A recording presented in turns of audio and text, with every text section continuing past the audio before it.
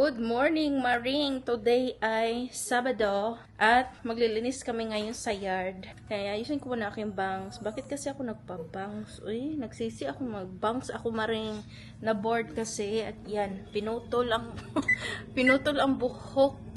Yan, nagsisi tuloy ako, Maring. Basta, magluluto muna ako ng breakfast. Dahil parang di ko kayang magtrabaho sa labas na hindi ko makain. Magsasakit ang aking ulo, mga Maring. Lulutuin ko ang cinnamon rolls. Yan yung laman niya, mga Maring. Here. Sweet. Meron siyang icing, mga Maring, pero mamaya ko na siya ilagay kapag luto na yung cinnamon rolls. You even wash your hands. Nag-mower na si Sir sa labas, Maring.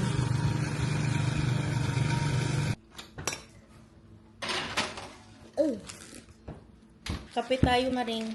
Meron akong Hawaiian bread, Hawaiian rolls. Ayan siya, napakasarap. Sige mo.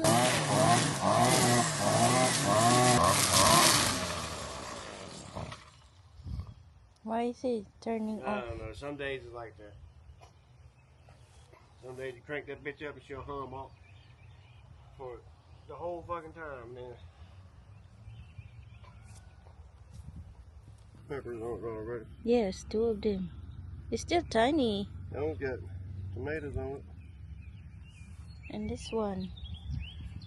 May Yeah, bunga na really. siya, Maring. You, Lily and Riley, come out here and I know. The tomato have get flowers a bucket, now. get that blue bucket, and put all those weeds in it that you can pull Oh, out of here. and there's dump one in the ditch. tomato. The lemon is... You need to undo that thing right there. You were cutting into it. Mm. You got it too tight. I'll just remove it. Well, This is already you big. can tie it up a little looser. Tie it up here, but just do it a little looser. It's growing back. Yeah, see, it came back. I hope it'll have fruit this time. What is this? Squash?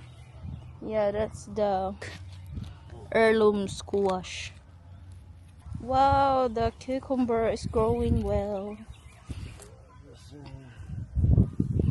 And the beans. Meron akong kamote, Maring. Kamote at talong. Yan. Ito siyang ichiban type na talong. Yung maliliit kagaya ng sa atin. Walang iya ang aking aso dito. Talaga siya nagpupo sa aking garden bed. May instant fertilizer. At meron akong mga peppers. Ano naman ito? Green bell pepper. May mga ano na siya, flowers. Pero ito naman siya, Maring, ay papaya. Yung nilibing ko dito na papaya. Tumubo ang kanyang Maring, mga seeds. Nilagay ko kasi ang papaya dito para pang fertilizer ba, mag-decompose. Yan, itubo ang seeds, Maring. So, transfer ko to kapag marami na siyang dahon, may malalaki na. I-remove na natin ang mga weeds.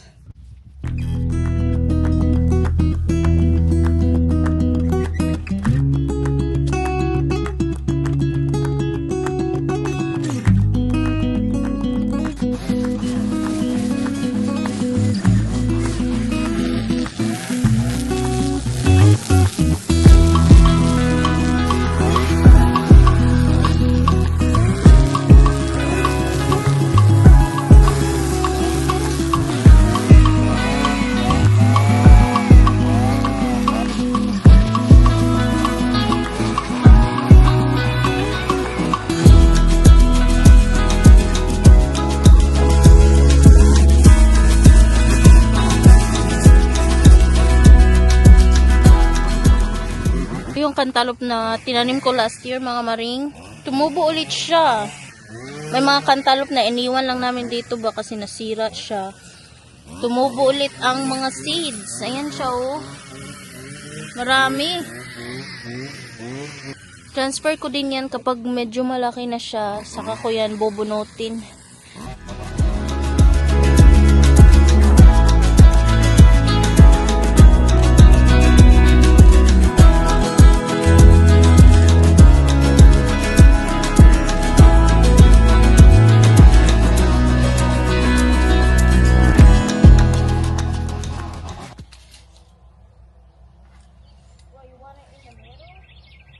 rake it to where you can mow it. Right here. Yeah, that's fine. Rake it where the mower can get to it. Mower can't get to it.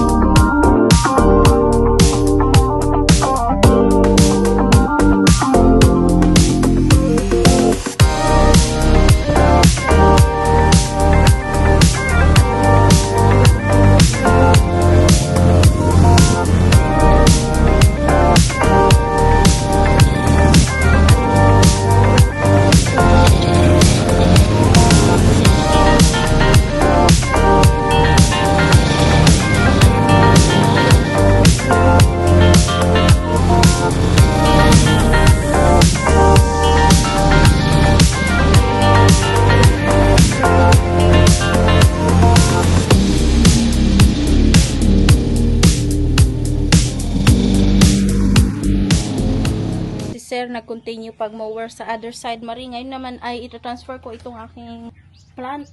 Si Touch of Gold Holy. Last year, isa lang yung nabili ko kasi out of stock sila. At maganda ito maring kasi kapag winter, hindi siya namamatay. Ganito talaga siya. Napakaano niya sa winter. Isa lang muna kasi mahal talaga siya. $21 yung isa. Baka next time ay magbibili ako ng additional para makumpleto ko lahat yung mga bulaklak dito sa front porch. Meron akong isa dyan. Isa lang talaga. Malaki na siya maring. The best talaga kasi hindi namamatay pag winter ba. Shrub man siya. Yan, lumalaki na siya maring. Oh. Ito naman na side ay ang tiger lily. Ito siya. Matagal na tumaring, ilang years na to. Kahit hindi ko dinidiligan, bumabalik talaga siya every year. Ito namang peace lily din. Ayan. Hindi ko yan masyadong naalagaan at nadidiligan. But every year bumabalik. Namamatay pag winter, bumabalik siya. Oh. Yan. Kunin muna natin yung mga weeds sa loob. Bakit may flag dito?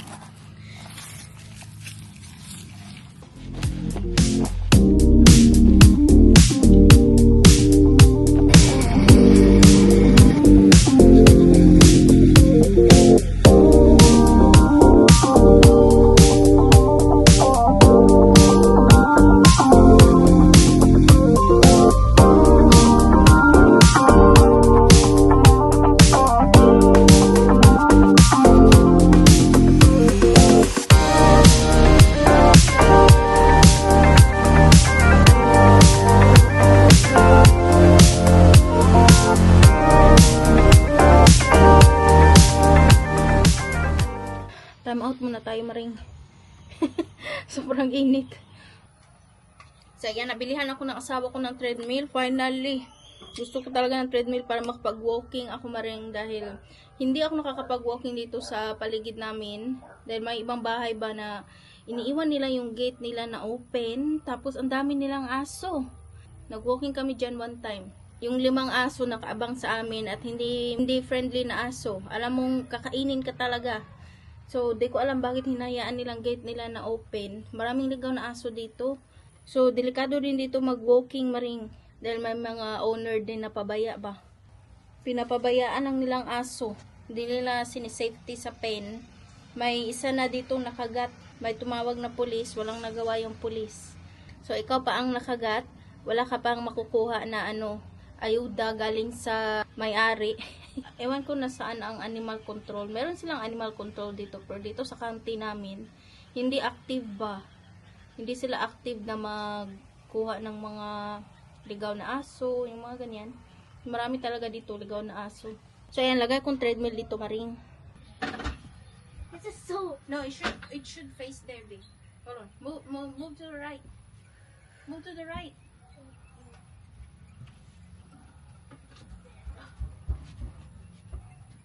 You get the light side. Okay, more.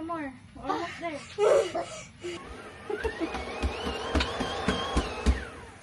Manual lang siya, Maring, hindi siya electric, pero maganda pa rin siya pang exercise. Diyan na side ay tapos na. Na-mower na ni Sir. I-continue ko yung nasa ibang side. Yan, tapos na yan dito. Yan, natapos na siya, Maring. Dito naman, kulang pa yung pots ng flower. So, dito naman ako na side. Yan na lang talagang maliit na patches dyan. Yung imo-mower ko. At ayun na ang bulaklak. Baka naman, sir, ay madagdagan mo ang aking shrub.